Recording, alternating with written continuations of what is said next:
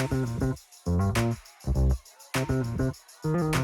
what's up, Whitefish? This is Josh Knight with your first week of August Bike Park Trail Report.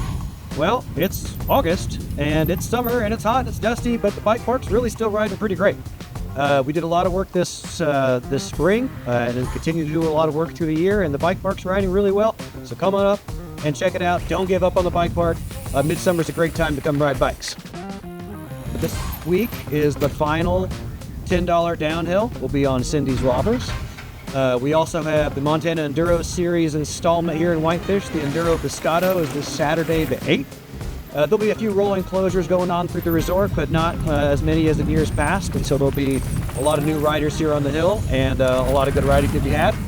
And of course, with all the fuel reduction projects that have been going on this summer, Limelight remains closed during the week and will remain open on the weekend. Other cool stuff happening around the bike park. We've got another new section of the Whitefish Trail about to open that'll connect down from the base lodge up to the Chair 3 area. That should be coming in the next couple of weeks. And we are going to start rebuilding the bottom of Freebird. The whole lower half of Freebird is going to get fully rebuilt and will be a great time and ready for you next spring. So coming out to see us, Whitefish Mountain Resort Bike Park. Bikes are fun.